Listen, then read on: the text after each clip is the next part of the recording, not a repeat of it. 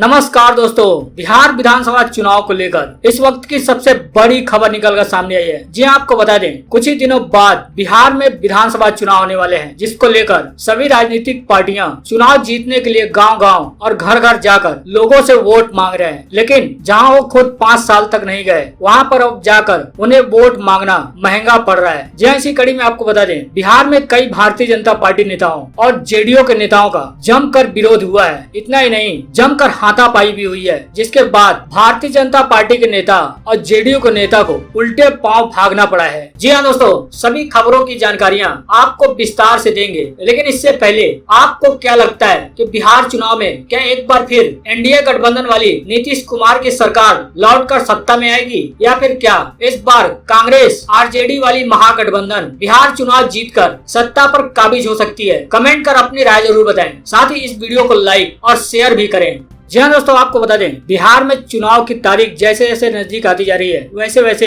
राजनीतिक पार्टियों में घबराहट बढ़ता जा रहा है। लोग घर घर जाकर वोट मांग रहे हैं, लेकिन इन नेताओं का जमकर विरोध हो रहा है, जो 5 साल तक कभी भी उस गांव में गए नहीं, लेकिन अब वोट के लिए हाथ पांव जोड़कर ग्रामीण वासियों के सामने नतमस्तक हो रहे हैं। लेकिन ग्रामीण वासी भी इसका मुंह तोड़ जवाब दे रहे हैं। जी आपको बता दें, ऐसा हुआ है बिहार के गोरियाकाठी विधानसभा क्षेत्र में वोट मांगने पहुंचे भाजपा प्रत्याशी और भाजपा कार्यकर्ताओं का लोगों ने जमकर विरोध किया है। इतना ही नहीं, गुस्साए लोगों ने भाजपा नेता का कॉलर तक भी पकड़ लिया और साथ ही वहां पर पड़ी कुर्सियां फेंक फेंक कर नेताओं पर जमकर हमला बोला। जब कुर्सियों से नहीं हुआ तो वहां के ग्रामीण वासियों ने नेताओं को पटक पटक कर खूब जमकर धोया भी है।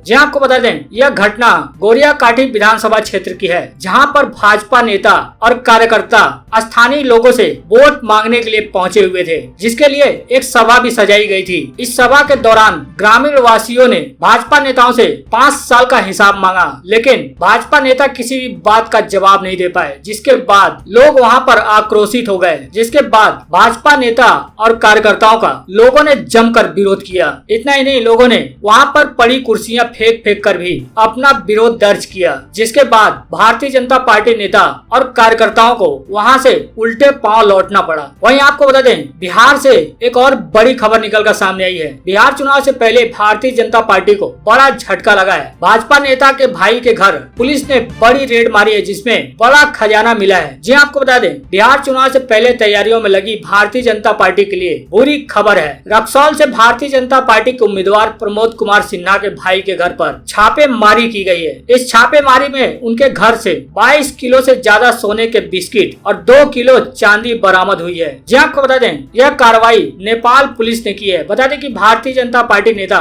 प्रमोद सिन्हा के भाई रक्सौल से सटे नेपाल के परसा जिले में रहते हैं। वहीं प्रमोद सिन्हा को भारतीय जनता पार्टी में बिहार विधानसभा चुनाव में रक्सौल से टिकट दिया है। दरअसल बिहार में विधानसभा चुनाव होने हैं, ऐसे में जेडीयू बीजेपी के बीच सीट शेयरिंग होने के बाद भारतीय जनता पार्टी ने अपने उम्मीदवारों के नामों का ऐलान किया है। इसमें एक नाम काफी चर्चा में है, वह है प्रमोद कुमार सिन्हा का। कुछ दिनों पहले ही उन पर आरोप लगे थे कि प्रमोद सिन्हा ने भारतीय जनता पार्टी से 3 करोड़ में पार्टी का टिकट खरीदा था। उन्हें रक्सौल से भारतीय जनता पार्टी ने मैदान में उतारा है। अब उनके भाई के घर छापेमारी में बड़ा खजाना हाथ लगा है। जहाँ आपको शनिवार को रक्सौल से भाजपा के प्रत्याशी के भाई के घर जब पुलिस ने रेड मारा तो खुद पुलिस सी दंग रह गई। अशोक सिन्हा जो कि बिहार बॉर्डर के करीब नेपाल के पारसा जिले में रहते हैं, उनके घर जब नेपाल पुलिस ने छापेमारी की तो लगभग 22.5 किलो सोना यानी सोने के बिस्किट और 2 किलो चांदी मिली है। रेड करने के बाद पुलिस ने इस बात की पुष्टि की है। जहाँ कोटा के नेपाल में वीरगंज महानगर पालिका वार्ड नंबर 5 रेशम कोठी स्थित गणेश अपार्टमेंट के तीसरे फ्लोर पर अशोक सिन्हा का फ्लैट है। सोने के इतने बिस्किट, गोल्ड ज्वेलरी,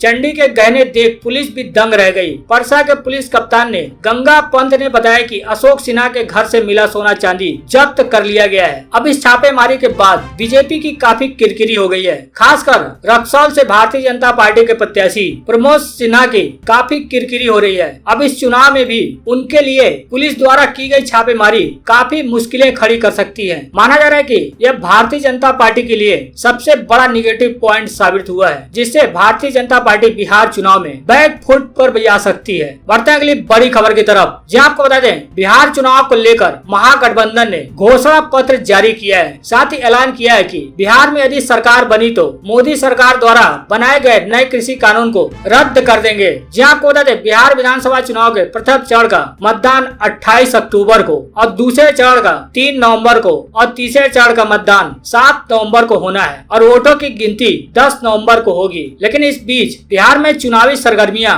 काफी तेज हो चुकी हैं। अब बिहार विधानसभा चुनाव के पहले चरण के मतदान में लगभग 10 दिन से भी कम का समय रह गया है। ऐसे में एनडीए और विपक्षी महागठबंधन समेत लगभग सभी पार्टियां अपना अपना घोषणा पत्र जारी कर रही हैं। अब इसी कड़ी में महागठबंधन ने भी अपना घोषणा पत्र जारी किया है। आरजेडी कांग्रेस ने इस साझा घोषणा पत्र को बदलाव के संकल्प नाम दिया है। इसे लॉन्च करने के लिए आरजेडी के तेजस्वी यादव और कांग्रेस के रणदीप सिंह सुरजेवाला और बिहार प्रभारी शक्ति सिंह गोहिल मौजूद थे। घोषणा पत्र में वादा किया गया है कि अगर बिहार में महागठबंधन की सरकार बनती है तो केंद्र द्वारा हाल ही में पास कराए गए कृषि कानून को राज्य में रद्द कर दिया जाएगा। तेजस्वी यादव ने खुद कहा कि उनके कैबिनेट का पहला फैसला राज्य में युवाओं को 10 लाख रोजगार देने पर मुहर लगाने का होगा। साथ ही इस घोषणा पत्र में मजदूरों के पलायन रोकने, शिक्षकों को समान कार्य के लिए समान वेतन, छात्रों की फार्म फीस की माफी और उद्योगों को बढ़ावा देने जैसे अन्य वादे भी किए गए हैं। लेकिन महागठबंधन ने सबसे बड़ा वादा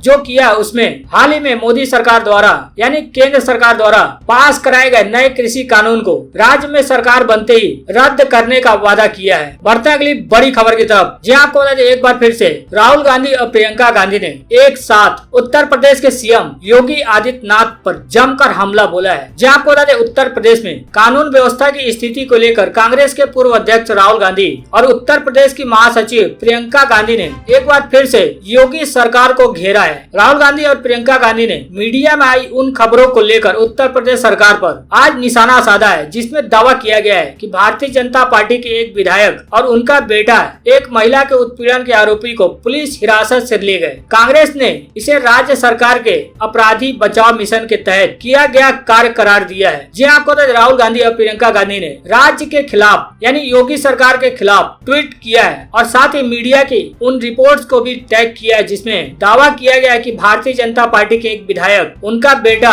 और उनके समर्थक एक महिला के उत्पीड़न के आरोपी को शनिवार को पुलिस हिरासत से ले गए। दरअसल यूथ कांग्रेस ने अपने ट्वीट में लिखा है कि भारतीय जनता पार्टी विधायक लोकेंद्र बहादुर थाने पर धावा बोल लड़की से छेड़छाड़ के आरोपी को छुड़ा ले गए। अब इस मामले को लेकर राहुल गांधी और प्रियंका गांधी ने योगी सरकार पर निशाना साधा है। राहुल गांधी ने ट्वीट करते हुए लिखा कि अभियान की शुरुआत कैसे हुई, बेटी बचाओ क्या चल रहा है, अपराधी बचाओ। वहीं प्रियंका गांधी ने भी योगी सरकार पर निशाना साधते हुए ट्वीट करते हुए लिखा कि क्या उत्तर प्रदेश के सीएम बताएंगे कि यह किस मिशन के तहत हो रहा है, बेटी बचाओ या अपराधियों को बचाओ। जी आपको बता दें इससे पहले भी हाथरस मामले को लेकर प्रियंका गांधी और राहुल गांधी ने योगी सरकार को जमकर घेरा था और योगी सरकार पर कई बड़े आरोप भी लगाए थे, जिसके बाद मीडिया में सरकार की काफी किरकिरी भी हुई थी। अब एक बार फिर से इसी तरह के घटना को लेकर प्रियंका गांधी और राहुल गांधी ने योगी सरकार को घेरा है। बढ़ते अगली बड़ी खबर की तरफ, जी आपको बता दें हरियाणा में भी भारतीय जनता पार्टी को बड़ा झटका लगा है। ये झटका कोई और नहीं भारतीय जनता पार्टी के पूर्व विधायक ने दिया है। झटका देते हुए पूर्व विधायक इनेलो में शामिल हो गए हैं। जी आपको बता दें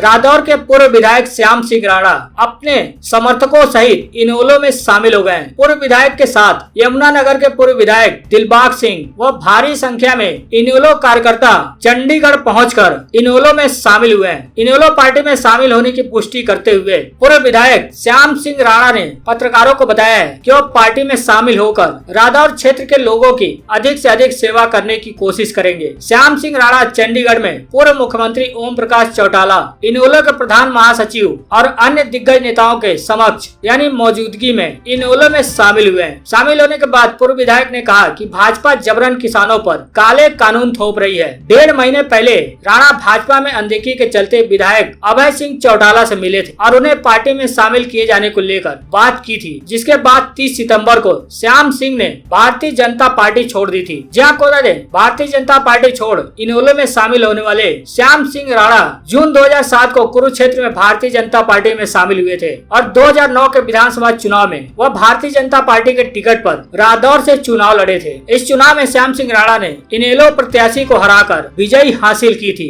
अब खुद श्याम सिंह राणा भारतीय जनता पार्टी को झटका देते हुए इनेलो में शामिल हो गए हैं।